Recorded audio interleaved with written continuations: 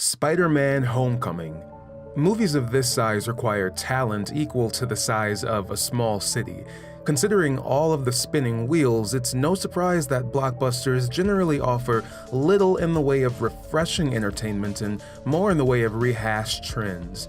On paper, one might expect Spider-Man: Homecoming to fall in that latter category, but in true Marvel Studios form, we are treated with yet another beautifully executed story about a character we've seen a lot of in the past 15 years. When it was announced that Sony and Marvel had struck a partnership to allow the character to appear in the MCU, otherwise known as the Marvel Cinematic Universe, I was so excited.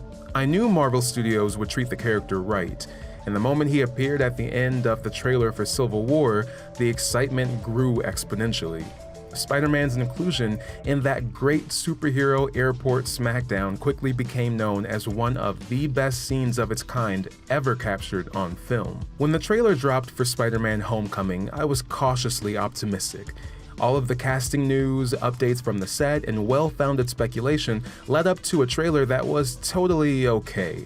But in my mind, this movie needed to look incredible. I wanted to be floored. And while the trailer featured some visually impressive teases of Iron Man and Spidey's team-up, my enthusiasm came and went. I was convinced that I would like Spider-Man, but probably wouldn't love it. Well, I'm happy to say that I was very wrong. I didn't like Spider-Man. I loved it. Spider-Man is proof that less is more. I don't want to underplay the work of excellence that Jon Watts directed, but Marvel Studios had a great opportunity to offer us an angle of this character that we haven't really seen on film before. This is an origin story that expects the audience to know a little about Peter Parker's history, so we're able to bypass Uncle Ben and that life-altering spider bite and instead jump into the middle of a story that revolves around the life of a kid and his friends. I had no doubt that Tom Holland would do a fantastic job with the character. He captures a youthful wonder that was missing in Andrew Garfield's performance, and he's actually a youth, unlike Tobey Maguire, who was around the age of 26 while filming Spider-Man's big screen debut in 2002.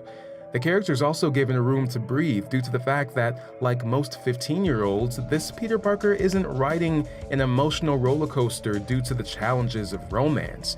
Sure, there's an interest expressed in Liz Allen, played by Laura Harrier, but it isn't what drives the story, and the movie comes out all the better for it. I commend Marvel not only for their realistic interpretation of adolescent school life, but also for their very realistic representation of Queens. The cast is perfect because of their imperfections and range of appearances and personalities. Michael Keaton as Vulture works well as a villain whose motivation isn't world domination, and it's his interactions with Spider-Man that make for some of the best scenes in the film. What a year for comic book movies 2017 has been. Truly, between Wonder Woman, Logan, Guardians of the Galaxy Volume 2, and now Spider-Man: Homecoming, we've been treated to such a wide variety of characters and worlds and heartfelt storytelling. I've no doubt Thor will keep the momentum going, and perhaps Justice League, our little engine that could, might even turn out to be not so bad. Thanks for watching, guys. If you like this video, please leave me a like below and stick around for more movie and video game content here on Technosham TV.